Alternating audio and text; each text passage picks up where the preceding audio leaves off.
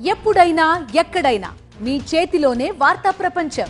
మీ మొబైల్లో, మీ కంప్యూటర్లో, మీ టీవీలో. సాక్షి టీవీ డిజిటల్ ప్రసారాల కోసం లాగిన్ అవ్వండి www.youtube.com/sakshi-tv. Subscribe Sakshi TV YouTube channel. Dasara villain Shine Tom Chacko ఈ మధ్య వరుసగా వార్తల్లో నిలుస్తున్నారు. డ్రగ్స్ ఆరోపణలు, రోడ్డు ప్రమాదం, ఆ ప్రమాదంలో తండ్రి మరణించడం, ఇవన్నీ చాకో మానసికంగా చాలా ఇబ్బంది పెట్టాయి. అందుకే కొన్నాళ్లుగా ఆయన ప్రవర్తనలో మార్పులు కనిపిస్తుంది. వివాదాలకు దూరంగా ఉండడానికి ప్రయత్నిస్తున్నట్టున్నాడు. గతంలో చేసిన తప్పుల్ని సరిదిద్దుకుంటున్నాడు. సూత్రధారి అనే సినిమా షూటింగ్ టైంలో చాకో తనతో అసభ్యకరంగా ప్రవర్తించాడంటూ ఆ మధ్య నటి విన్సీ ఆరోపించింది. అతనిపై చర్యలు తీసుకోవాలంటూ మలయాళ ఫిలిం ఛాంబర్లో కూడా ఫిర్యాదు చేసింది.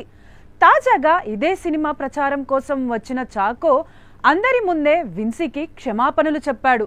తను కావాలని మీతో ఇబ్బందికరంగా ప్రవర్తించలేదు, అనుకోకుండా అలా జరిగిపోయింది అని అన్నాడు. తాను సరదాగా చెప్పానని, మిమ్మల్ని ఇబ్బంది పెట్టే ఉద్దేశం లేదని చెప్పాడు.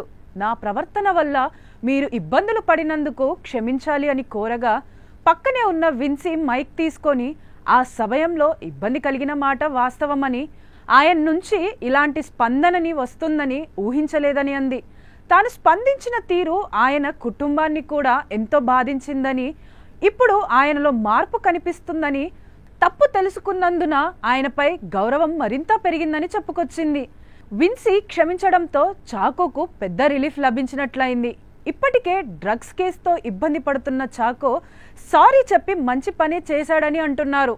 ఏ సినిమా షూటింగ్లో అయితే వివాదం చెలరేగిందో అదే సినిమా ఈవెంట్లో దాన్ని పరిష్కరించుకొని ఒక సమస్యను తగ్గించుకున్నాడు.